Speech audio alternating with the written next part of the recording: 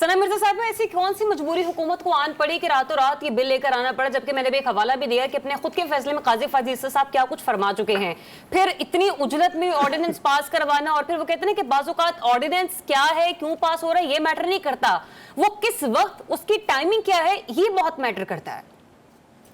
नहीं, पहले तो मुझे ये बताएं कि इसमें मैं आपसे सवाल करना चाहूंगी दरियाब कि हमारी क्या मजबूरी थी कि हमें एक आईनी अमेंडमेंट लाने की जरूरत पड़े? हमारी क्या मजबूरी है कि हमें एक कॉन्स्टिट्यूशनल कोड बनाने की जरूरत पड़े? हमारी क्या मजबूरी है कि हमें इस किस्म के वो सारे इक़दाम करने की जरूरत पड़े जिसके लिए हम रबर स्टैम्प के नाम के ऊपर पार्लियामेंट को इस्तेमाल करते हैं? मतलब हजारों ऑर्डिनेंसेस की तरह ये एक ऑर्डिनेंस भी उसकी एक मिसाल है। हमें पिछला पाकिस्तान तहरीक इंसाफ का दौर भी याद होना चाहिए, जो 16 माह की हमारे पास इंटरिम गवर्नमेंट थी, जिसमें एक हफ्ते के अंदर 56 बिल मंजूर हुए थे, हमें वो भी याद होना चाहिए। उन सब की क्या जरूरत थी? उसके बाद अगर हम इस दौरे हुकूमत की बात कर लें तो इसमें भी ऑर्डिनेंसेस, जो चीज आप आईनी तरमीम की सूरत में 2/3 मेजोरिटी से नहीं करवा सकते, उसका वाहिद हल ये है कि आप ऑर्डिनेंस की सूरत में ले आए। पिछले 3 रोज में जब हमें अच्छी तरीके से ये पता चल गया है कि हम आईनी तरमीम किसी भी सूरत में नहीं ला सकते हैं, तो एक हुकूमत ने एक स्टेप ये ले लिया कि चलो इस सूरत में हम कुछ ना कुछ एक अमली तो मुरतब करें। इसके पीछे बैक एंड पे क्या है, क्या फिलॉसफी मौजूद है? मेरा ख्याल है कि इसमें इसको समझने में थोड़े दिन लग सकते हैं, लेकिन एक हम ख्याल जजेस का या तकरीबन हम ख्याल जजेस का एक बेंच ऐसा है जो कि ये डिसाइड करेगा कि उसने करना क्या है। हाँ, मंसूर अली शाह साहब, लेकिन जस्टिस अमीनुद्दीन साहब के बारे में यही कहा जाता है कि वो चीफ जस्टिस के हम ख्याल हैं, तो ये यहाँ पर बेंच फिक्सिंग नहीं हो रही?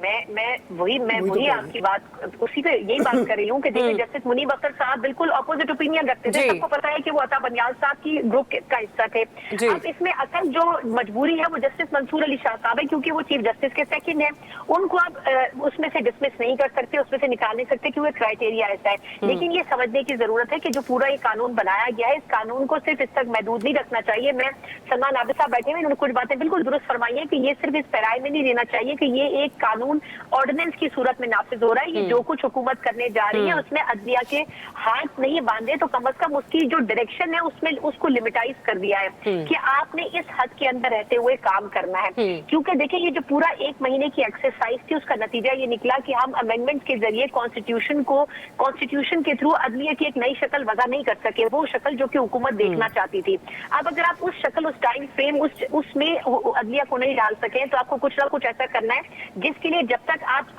वकला के पूरे जो ग्रुप्स हैं उनको कन्विंस नहीं कर सकते, ऑपोजिशन की पार्टीज को कन्विंस नहीं कर सकते, उस वक्त तक अदलिया जो केसेस टेक अप करेगी, कम से कम उसके क्राइटेरिया, उसके सिस्टम को इन्होंने तब्दील करने की कोशिश की। और ऑब्वियसली जस्टिस फवाद जीसा साहब जाने वाले हैं, अगर तो वो जाते हैं तो यकीन वो जाते जाते कुछ केसेस जरूर टेक अप करेंगे। तो आई थिंक ये समझने की जरूरत है कि इसकी टाइमिंग बहुत इंपॉर्टेंट है, और ये बिला वजह हुकूमत की तरफ से नहीं किया गया है। जब तक कॉन्स्टिट्यूशनल अमेंडमेंट नहीं होती है उस वक्त तक for the time being chief justice साहब जब तक हैं, यकीनन इस एक्ट से भी फायदा उठाने की कोशिश की जाएगी। ठीक है इकरा, जब तक चीफ जस्टिस साहब मौजूद हैं, इस एक्ट से तो फायदा उठाने की कोशिश की जाती रहेगी, लेकिन क्या जिस तरीके से हम देख रहे हैं हर रोज कुछ ना कुछ नया करने की कोशिश की जा रही है अपने इख्तिदार को बचाने के लिए, आइन कितनी बार रीराइट किया जाता रहेगा? और अब मुझे ये भी बताएगा कि जिस तरीके से आज स्पीकर कौमी असेंबली ने कौमी असेंबली में पार्टी पोजीशन की एक नई फहरिस्त जारी की है, सुप्रीम कोर्ट के फैसले के बाद क्या स्पीकर की इस हरकत को हम ये कह सकते हैं कि तौहीन अदालत के जुमरे में आती है?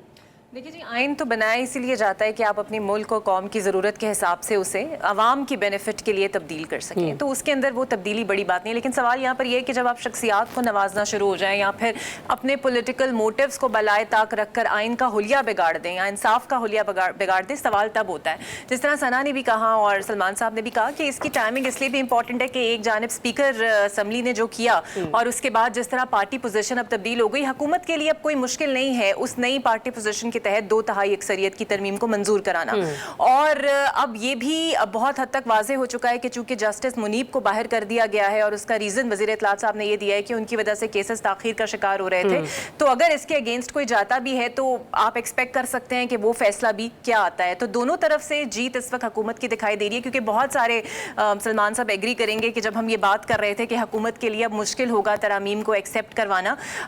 याद रहे ये वही काजी फायद जीसा साहब हैं जिन्होंने, जिस तरह अभी आपने आपने जिक्र किया कि ऑर्डिनेंस को उन्होंने कहा कि गैर कानूनी होता है अगर किसी इमरजेंसी के अंदर वो ऑर्डिनेंस जारी ना किया जाए, और आज उसी ऑर्डिनेंस को जो एक आया उन्होंने उसे गले लगा लिया और बड़े खुशदिली से उन्होंने कबूल ऐसा किया। लग रहा था जैसे सुप्रीम कोर्ट शिद्दत से इंतजार कर रहा है इस ऑर्डिनेंस की मंजूरी ये का। प्रोसीजर एक्ट बेसिकली नून लीग ने बनाया था जस्टिस उमर अता बंदयाल को कमजोर करने के लिए, और अब ये तरमीम ने जस्टिस काजी फायज ईसा को मजीद ताकतवर बना दिया है और बहुत सारे सवाल उठ रहे हैं। और मेरा ख्याल है बुनियादी सवाल अवाम के ज़हन में भी ये है कि इतनी ज्यादा फुर्तियां अगर इंसाफ की फराहमी के लिए लगाई जाती तो आज हम अदालती निजाम में एक बेहतरीन पोजीशन देख पाते। गुफ्तगू में जो बात की ना वहाँ पे मेरा एक पॉइंट, मतलब मैं अपनी अंडरस्टैंडिंग के लिए भी लेना चाह रही हूँ कि जिस तरीके से स्पीकर कौमी असेंबली ने ये